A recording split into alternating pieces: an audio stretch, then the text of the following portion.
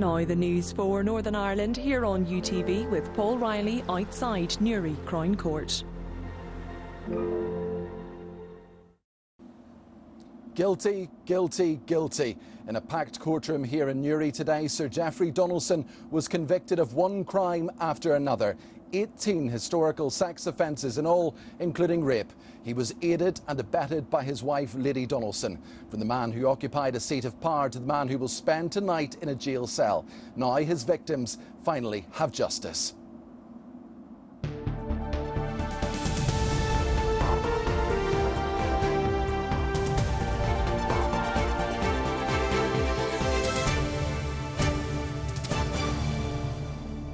In tonight's programme, after a case which has shocked both public and politicians, we'll hear the full story from our crime and security correspondent, Sharon O'Neill. We look at the fall of the man once one of Northern Ireland's most prominent and well-known politicians. That Geoffrey Donaldson's lies and his cover-ups have been uncovered, and the spotlight of justice shone upon them, should serve as a reminder that perpetrators cannot outrun justice. And in another headline story today, the Prime Minister, Keir Starmer, has resigned less than 2 years after he took office. But will he be missed in Northern Ireland? On this seismic day, we examine exactly what today's events mean.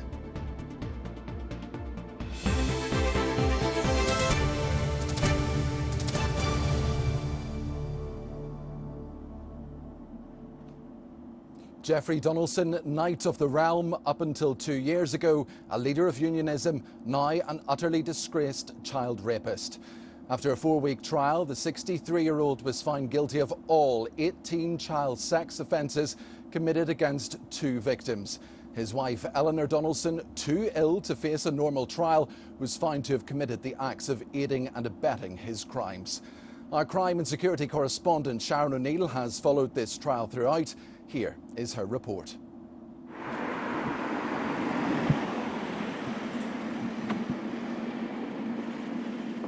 D-Day for Geoffrey Donaldson. A man who once had the ear of prime ministers and presidents is about to find out his fate. The verdict, guilty on all counts, including the rape of a little girl. The 2 women he abused when they were children, now vindicated. The world now knows what they knew all along. The now disgraced MP hid a dark secret throughout his political career. The jury of 7 men and 5 women were sent out on Thursday at lunchtime. They returned this afternoon, deliberations over after 10 hours, their minds made up. Donaldson had denied all 18 charges against him, but jurors didn't buy his side of the story. The final act in a dramatic fall from grace delivered in the courtroom behind me. The former politician stood in the dock and simply looked at those who found him guilty. The 4-man revealing the news Donaldson feared the most, that he committed terrible crimes against 2 children for more than 20 years. Up until 2008, they were known as Complainant A and Complainant B to protect their identities. The 63-year-old was found guilty of 8 offences in relation to Complainant A, the youngest victim, including gross indecency and indecent assault. Giving evidence in court, she defended not coming forward to police until 2024. I knew this would be an extremely public affair involving media. It was a huge, huge decision. I am here to tell the truth, she said. Donaldson was convicted of 10 offences in relation to Complainant B. He raped her when she was still at primary school. This is what she told the court about her ordeal. I remember being really still. All I could hear was his breathing. Physically, I wanted to throw up. As for his wife, Lady Eleanor Donaldson, pictured at a previous hearing, she couldn't take part in proceedings. Due to her mental health, she faced a trial of the facts and denied 5 charges of aiding and abetting in her husband's crimes. A lawyer for the 60-year-old branded the allegations against her ludicrous. Today, the jury found she committed the acts. Complainant A told the court she reached out to Eleanor Donaldson about her husband, but she did not intervene. "I knew by the look on her face she knew I was telling the truth," she said.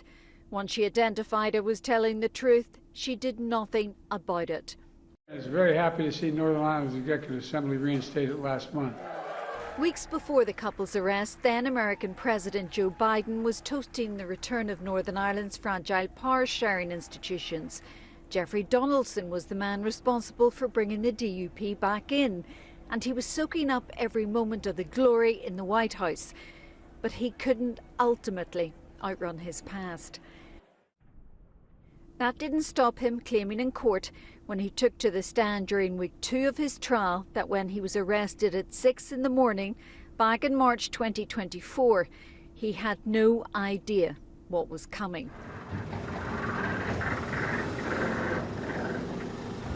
Two years on, Jeffrey Donaldson left court in a prison van.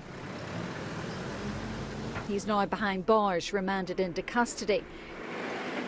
The judge warning him he faces a lengthy prison sentence. And Sharon joins me now. Sharon, what else did the judge say here this afternoon?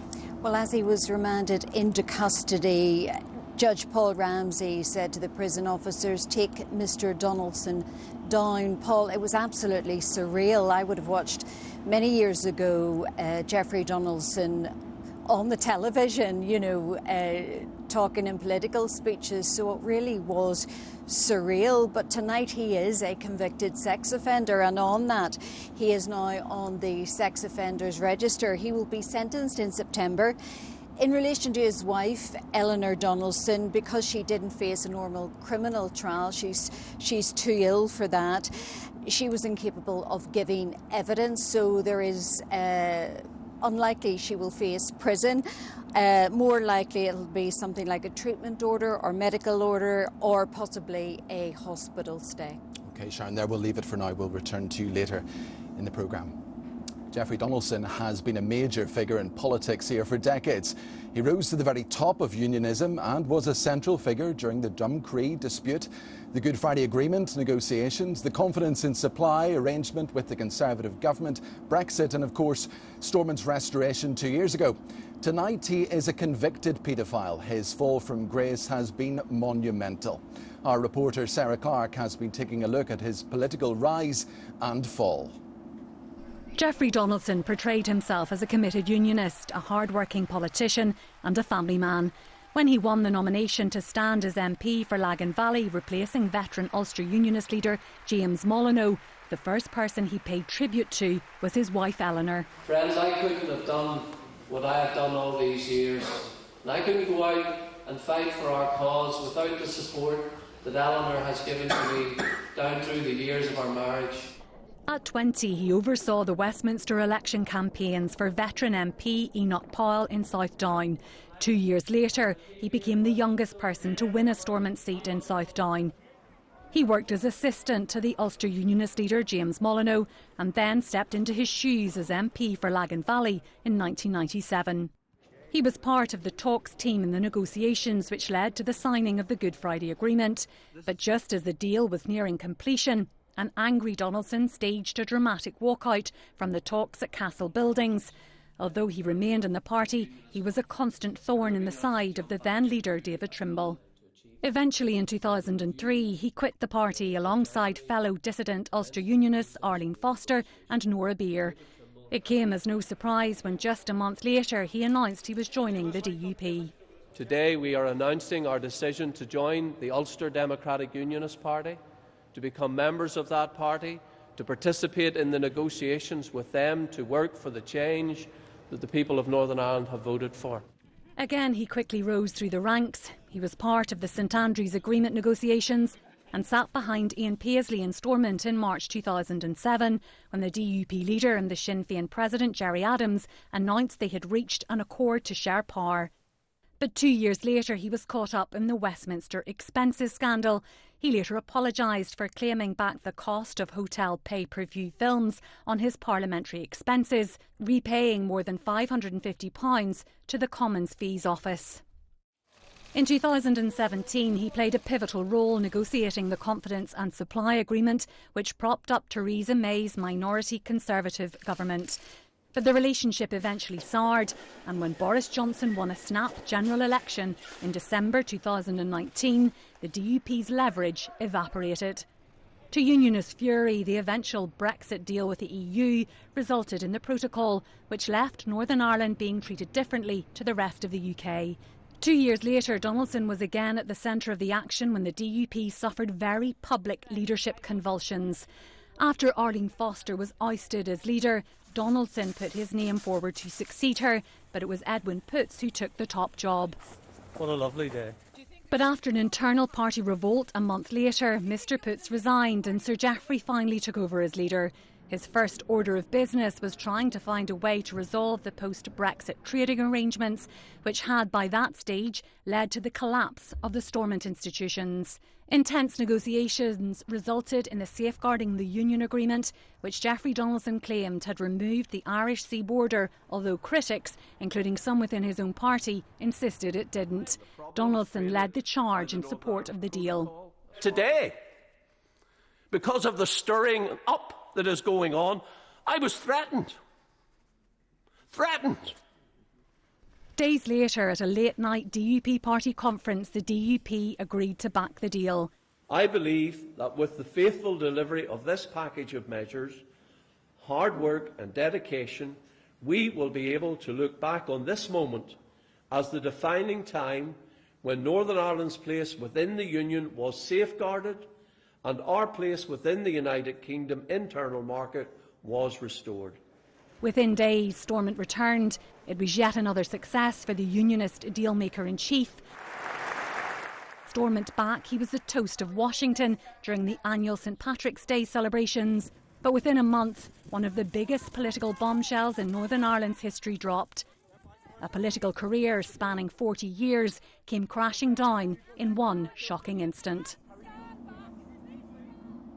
Despite being best known as a politician, today's verdict shows that there was a secret, more sinister side to Sir Geoffrey Donaldson.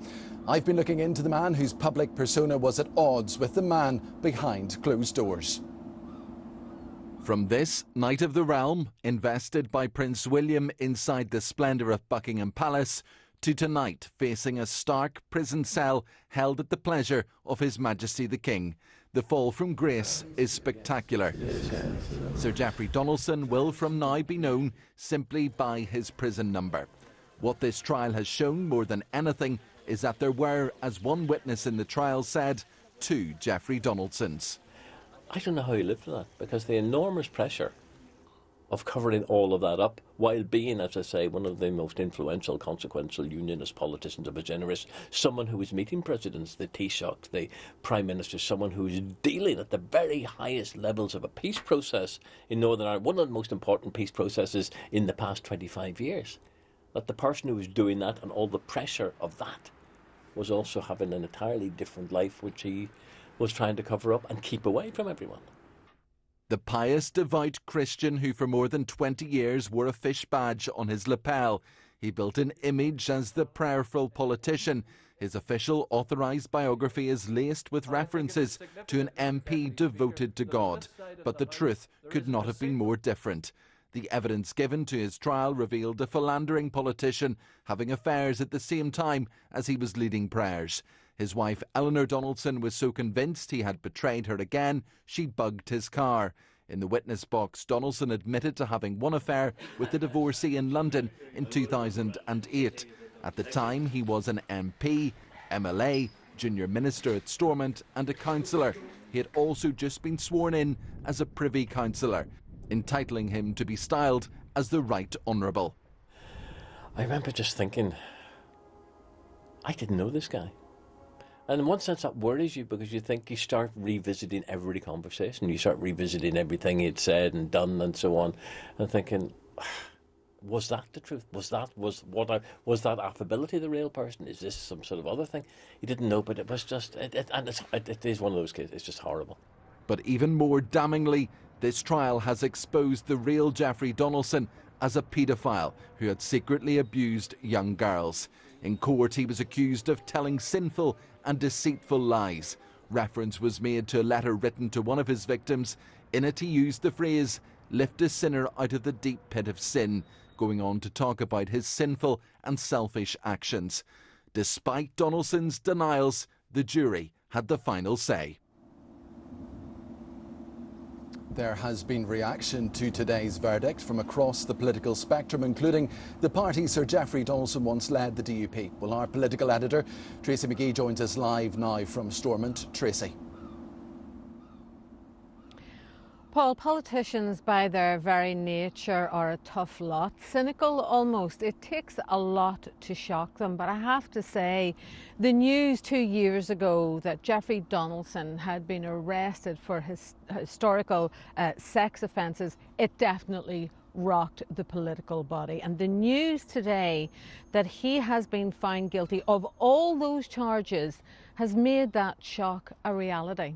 Now, I have to say the reaction today has been subdued, quiet almost. I think the severity of his crimes have really brought an almost stillness to Stormont today. So there was no insults, there was no throwing around of the usual anger that we hear. Instead, the leaders were reacting, talking more about the victims of his crimes and calling for there to be repercussions for Jeffrey Donaldson. It is now clear, beyond doubt, that he abused various positions of power over many years since 1985 and has covered up his vile and manipulative behaviour. We have been shocked by the evidence presented. What we have heard reported from the court has been filthy and vile.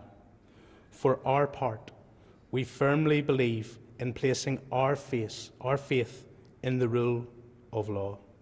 Today's verdict provides accountability.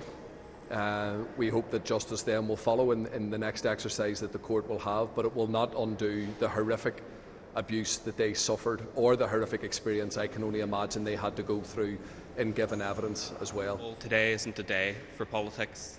Today is a momentous day for the victims who are at the centre of this case and their loved ones. And I think all of our thoughts need to be first and foremost with them. And I hope this sends a message to the vulnerable in our society that the law is there to protect them, give them confidence to come forward. And now we need to see Sir Jeffrey Donaldson stripped of that title of Sir. He deserves nothing of that nature, and he now stands in absolute disgrace. This is a good day for the justice system and the ability to prove that nobody is off limits, despite their privilege, despite their status, despite their practiced ability at making their case. Nobody is off limits when they commit awful crimes. Well, Tracy, we heard a very strong statement there from the DUP leader Gavin Robinson. But has the party been damaged by what has happened? Well, I think in terms of electoral impact, it really is quite hard to say if there has been any long-term damage to the party. But one thing I would point out, from the moment these allegations came to light, the DUP moved swiftly to take action against Jeffrey Donaldson. They threw him out of the party. They made it absolutely clear they wanted nothing to do with him. It was almost a textbook exercise on how to deal with crisis management. And today, that statement from Gavin Robinson, as you say, it was very strong, talking about the betrayal of the party, talking about the damage that has been done to victims. But I do think the one thing that the party would have to have some concern about would be if there were to be some sort of a suggestion, any kind of inkling whatsoever, that the party had any idea of what Jeffrey Donaldson was doing behind the scenes. The party was asked about that again today, and they made it absolutely clear they had no idea of the double life Jeffrey Donaldson was living. Of course, Tracy, the other big political story today is Sir Keir Starmer's decision to step down as Prime Minister. Yeah, Paul, today has been a day of two leaders, a day of two knights of the realm. Now, of course, in the case of Sir Geoffrey Donaldson, it has been an epic fall from grace. For Keir Starmer, it has been very different indeed. He is the latest Prime Minister to discover that it's very hard to run a country and keep your party on board. Hard to believe that 2 years ago, Keir Starmer walked into Downing Street with a landslide victory. But it has to be said, there have been missteps along the way. The winter fuel payment for pensioners, the taxation of farmers, the failure to get the legacy issue dealt with, even though he promised to do so before he came into power. Parties have been reacting to the news that he is to step down. Our political correspondent, Vicky Hawthorne, reports. Are you leaving, Mr. Starmer? To the sound of applause from staff and colleagues, this was Sir Keir Starmer's closing act. Every decision I've taken has been about putting the country I love first. That is why I will resign as leader of the Labour Party. The script for the Prime Minister's resignation was written when the key challenger to his leadership, Andy Burnham, won the Makerfield by-election last week. Sir Keir Starmer's decision to stand down brought reviews at Stormont of his and others' performance over the last 2 years. Keir Starmer's departure from Westminster really underlines for all of us the chaos of Westminster, the chaos that has been, I suppose, the dominant feature of the last 10 years. Tomorrow will be 10 years anniversary since Brexit, and what we saw throughout the course of that time has been a revolving door of British Prime Ministers who never, each and every one of them, have never prioritised the needs and the interests of people here. Unionists in particular have views on what the next Prime Minister needs to do. We need somebody who restores Northern Ireland's place within the UK internal market, somebody who's prepared to protect our borders, and somebody who recognises that the UK has a unique and positive role to play internationally. He might have had an overwhelming majority, but his performance was dismal as opposed to just underwhelming. Consistently, the Prime Minister took the wrong side in terms of our veterans and victims when it came to legacy. I want to see him, whether he's my choice or not, asserting sovereignty over the whole United Kingdom, and I want to see him restoring sovereignty over the United Kingdom. Andy Burnham was sworn in as an MP this afternoon and has said he will put himself forward to lead the Labour Party in a contest which opens in July. Just a few months ago, he was the Alliance Party's guest speaker at their conference in Belfast and also spent time with the SDLP. Those party leaders are realistic about what lies ahead if he becomes Prime Minister. People think Andy Burnham is going to come in as Prime Minister, sweep the boards, everything's going to change dramatically. The same challenges that Keir Starmer was facing on the way out, Andy's going to face on the way in. I think he is an able communicator. I think he's somebody who probably understands this region well. But he will have a million priorities, and sorting out Stormont's budget isn't going to be at the top of them. All the Stormont parties paid their own tributes to the service of Sir Keir Starmer during his 2 years in office. But there's no curtain call. Everyone is waiting to find out who will be cast as the 7th Prime Minister in just 10 years.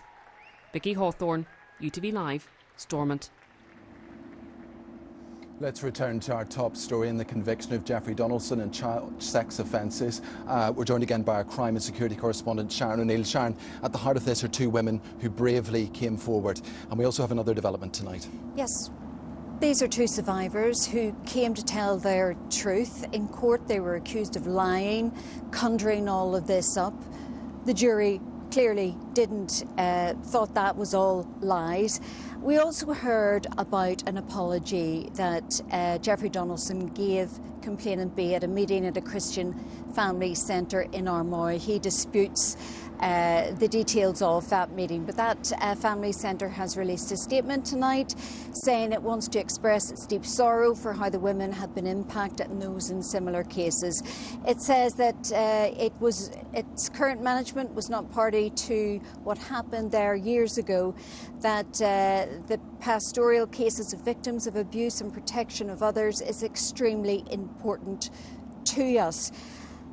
Complainant A confided in a friend many years ago about the abuse, Paul. I think that was Complainant B, actually. Sharon. Complainant B, that's correct, you're right. Complainant A then confided in her husband, and then they came forward, and this is the outworking of that tonight. Jeffrey Donaldson is a convicted rapist. Sharon O'Neill there, we'll leave it for now. Thank you very much indeed for your reporting over the last 4 weeks. And that is it from a tumultuous day here at Newry Crown Court. A reminder, if anyone needed, that nobody is above the law. The weather is up next, followed by the ITV Evening News. We also have a special up close tonight with Niall Donnelly, which is on air at 7:30 with the latest analysis on today's verdict. But for now, from all of the team here in Newry and everyone back at UTV in Belfast, have a very good evening. Good night.